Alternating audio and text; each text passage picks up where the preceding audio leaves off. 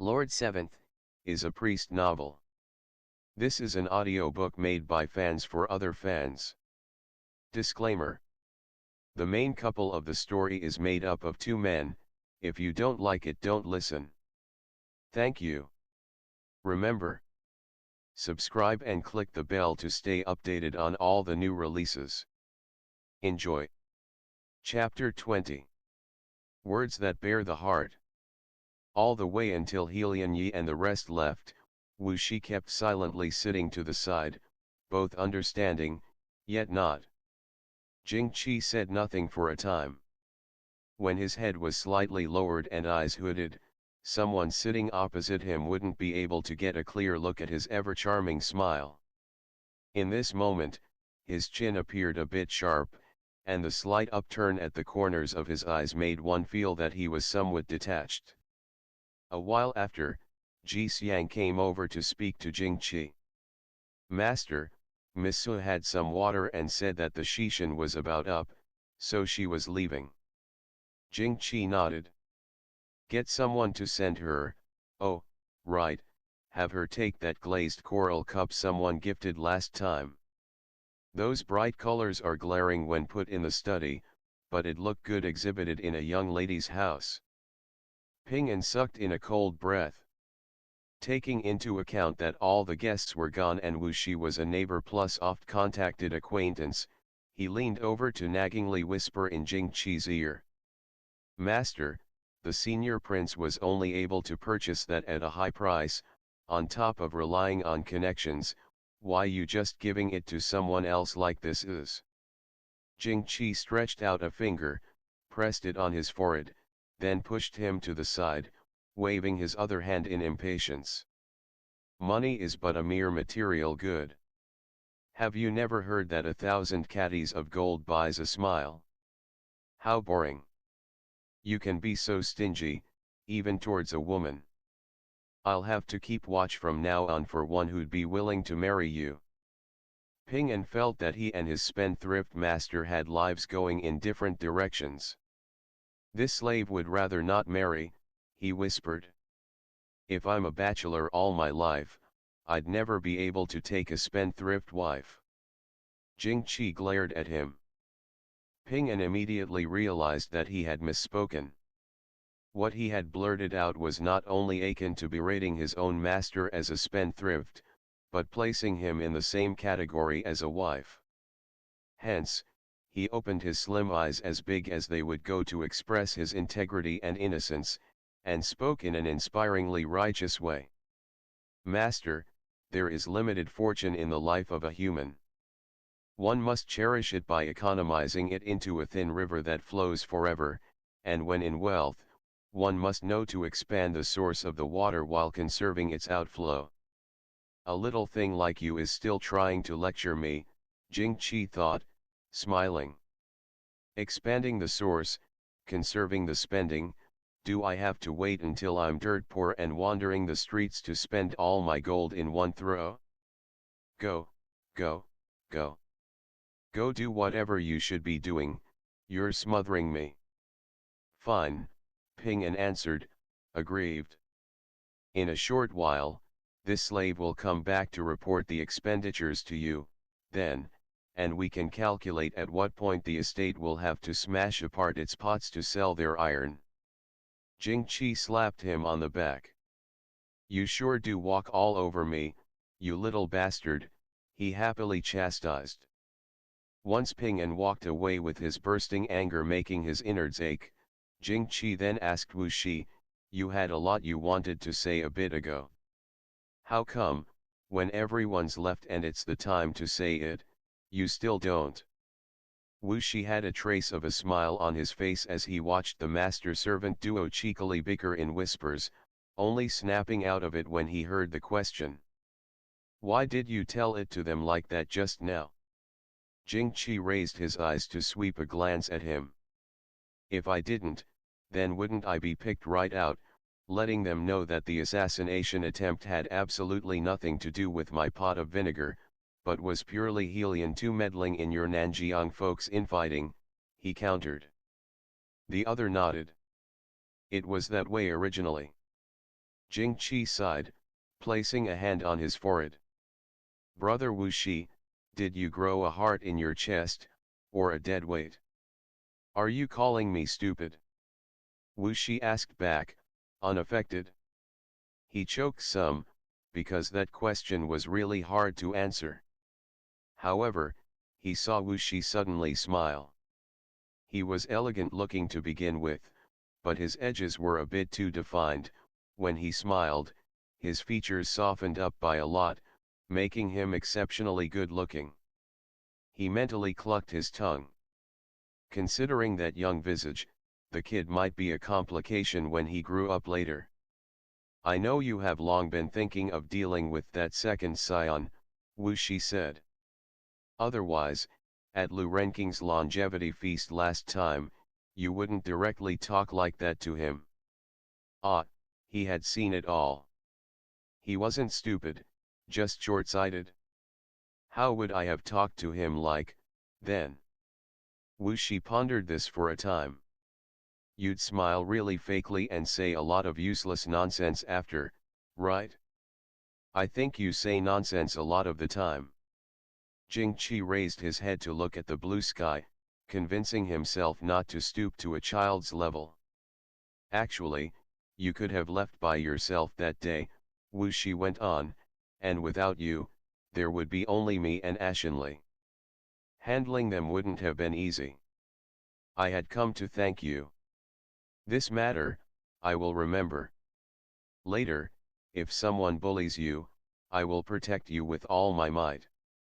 If someone else said this, Jing-Chi probably would have taken it as a joke, but with how earnest Wuxi looked, who was listening wouldn't even matter, anyone would know that those were his true thoughts. After being caught off guard for a short moment, he smiled. I did nothing more than flap my trap. It was someone from my estate that leaked your whereabouts to the assassins, what's there to thank? That's different, Wuxi replied seriously. The bad person in your estate was planted there by Helian Qi, with no relation to you. In our place, though there is no blood relation, those who live and die together are just like blood brothers. Your skill isn't good and is only a bit of skin-deep knowledge. It can still scare people, but there's no other use. I'll protect you. It would forever be impossible to tell if the words coming out of this kid's mouth were kind or damning. Jing-Chi laughed bitterly without end, thinking stuff up. I don't need you to stake your all. How about I get something equivalent from you? Wuxi nodded. I want the kitten you've raised that has a sweet smell and can dance. Okay. Anything else? Wuxi replied straightforwardly. The dancing, fragrant cat, were it to fall into the eyes of others, was a rare, hardly seen, unique, and strange beast. As Wuxi saw it, however, it being able to dance was only because it was born a bit smarter and would wiggle its butt a few times after a sound, and the unique fragrance it had was only because he fed it drugs when he was bored. It really wasn't anything presentable. Jing-Chi wasn't sure how to react to that. Do you take me as someone specialized in shakedowns? Next month is the vast longevity festival, the Emperor's birthday. In the repository of internal affairs, gold, silver, pearls, jewels, antiques, and jade items aren't seen as new fare, so the thing my imperial uncle is most fond of is keeping a couple little pets to make him happy. Wuxi understood this well. You want to give it to him as a gift? Jing-Chi shook his head. I don't have that kind of nerve. Noticing Wuxi watching him with an uncomprehending expression, he patiently explained this to him. The things offered for the Emperor's birthday evidently have a tendency to greatly please his dragon's heart. Although everyone is eager to excavate their brains for ways to come in first place, they have to take the size of their own identity into consideration when gifting. For example, a subject robbing the limelight from the scions displaying filial piety is enormously taboo. Turning this over in his head this for a bit, Wuxi then nodded thoughtfully. You're saying that what you give can't be better than what the emperor's 3 sons give, right? Jing had quite a bit of lecturing problem, so when he caught that this kid was smart, he couldn't resist instructing him via some more verses. The ancients once said that beautiful trees in the forest will be ravaged by wind. Those aren't difficult words, and you should understand them straight away. When one ought to stick out, then they should stick out despite the beating they'd get. When one ought not to stick out, then even if they drown in the stream of people, they absolutely cannot stick out. Speaking of which, he recalled Wuxi's beginning actions of receiving rice and paying it back with potatoes, so he had to bring a point up. We Central Plainsmen place importance on reciprocal courtesy. What you send, how you send it, how you reciprocate, and when you reciprocate are all things to be learned. Make one wrong move, and it'd be easy for someone to grab that handle, or bear a grudge later on. Ping-an understands these things the best, so if you need it, you can come over whenever and ask him. Wuxi knew that he was calling attention to his road of survival in the Great Qing. There were a lot of things he didn't get, which made him wonder, are these people not tired of being alive? In any case, he could recognize Jing's kindness, so he nodded at him. Then, you want to have the crown prince give the emperor the cat. The crown prince has never played around with these errant ways. How could giving him that not spoil his reputation? It'll be sold off to the eldest scion as a favor. Wuxi's brows promptly scrunched tight together. Well, well. The genuine-hearted child could still jot down animosity. A nobleman taking his revenge isn't too late even 3 years after.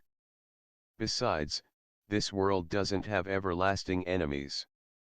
You'll understand that when you witness more in the coming days. Wuxi lowered his head slightly. I said I would give it to you, so I will. Do what you want with it, he whispered. The kid's tone was level and normal, but Jing heard its somewhat wronged intonation. Sighing, he poured himself a cup of tea. I'll instruct you on one more thing, Wuxi. You have to remember, at all times, that you have only one foe. That is the path of least resistance. He gently rapped on the table with his fingertip. Being in court is like walking into a narrow alleyway, you won't want to face an attack on both sides. The other raised his head, watching him with stubbornness. You speak wrong. Jing lazily half-opened his eyes to peer at him, as if he saw right through the teen to his heart that was boiling with ire. He knew he wouldn't want to compromise. Wuxi was born in the wildlands and didn't understand etiquette nor refinement, but he had a hard to come by genuine nature, keen intellect, and candid personality. He ought to have been growing up carefree in mountains and prairies, but instead entered this vainglorious scene by fateful chance, just like a beautiful jade coated in dust.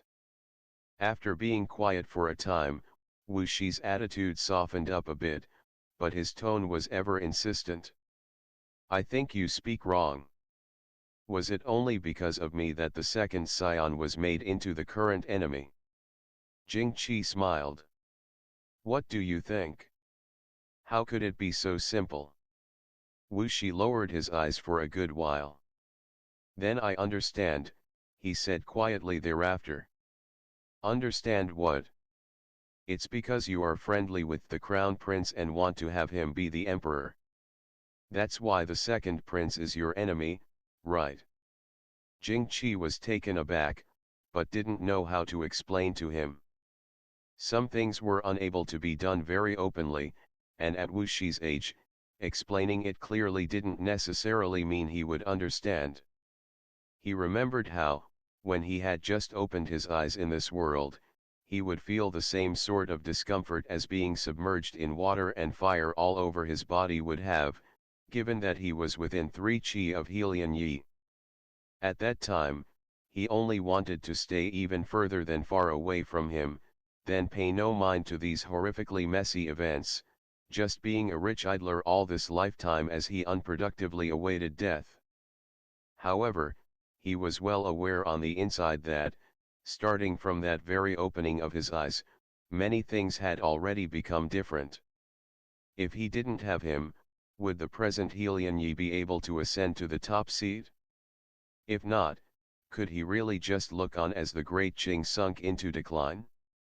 Could he really plainly observe this country being riddled with 1,000 sores and 100 holes, yet remain unmoved?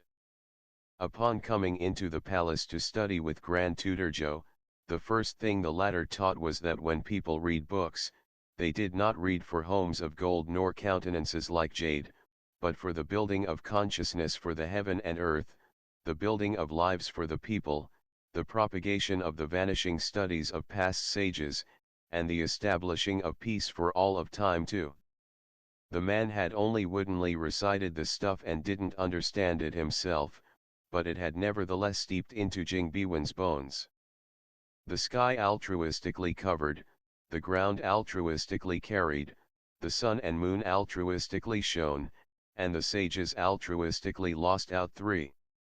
Jing Beiyuan didn't dare to imitate the claim of his lauded predecessors, where his prime worries were that of the nation's worries, and his prime joys were that of the nation's joys, for even so, his surname was Jing, successor to the great Qing's first prince title of a different surname, an honor his late grandfather used his blood to exchange for.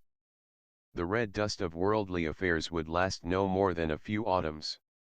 If there was peace and prosperity, it was highly likely that he could stay greatly drunk his entire life, getting engrossed with music and beauties in this wealthy existence. Yet, he was Prince Nanning, with a myriad of ravines in his chest, he bore his late grandfather's family name and the pride of his bloodline. At the end of it all, he only sighed softly. It isn't for him, either. There are some things, you wouldn't understand. Wuxia detected the expression of the freely smiling, freely talking one sitting before him suddenly dimming, resembling a somewhat exhausted, somewhat helpless grief. Just like how he was to the great shaman at the time he had sent him off, words came up to his lips, but he was suddenly unable to say them. He clenched his fists, then let them go, only speaking a long time after. Whatever you want to do, just do it. I don't understand you people's matters, I only know that you won't harm me, in any case. Jing-Chi was somewhat stunned. How do you know I won't harm you? I owe you one time. Even if you harm me now, it will be evened out. You put your life in danger to save me. Nuaher also told me, you used Pingan to help me out a lot in secret before. I take you as a friend, and a friend would not harm me. Jing-Chi was quiet for a while, then asked, during your fever that day, do you remember what you said in your sleep? Wuxia was baffled, shaking his head. What did I say? He simply didn't remember, then. It's nothing, Jing-Chi said cheerfully. We Central Plainsmen adhere to what's known as destiny. I have a destiny with you, so I also recognize you as a friend. There's no benefit in being my friend, but despite me occasionally liking to stick a few knives in a friend when I have nothing to do, I can still take a few knives for that friend when things get serious, too. He stood up, straightened out his sleeves, then pulled Wuxia up. Come on. I'll take you out to go carousing. Wuxia was caught off guard by his pulling. Where are we going? Jing-Chi grinned. The capital is a big place with no lack of fun things. If we're talking about the talent of eating, drinking, and making merry, I dare to claim second place in that out of the whole capital. Who's first? Wuxia wondered. Jing-Chi smiled wordlessly. First. Beneath the sun of heaven, who would dare to claim first place? End of the chapter. Stay tuned for more BL.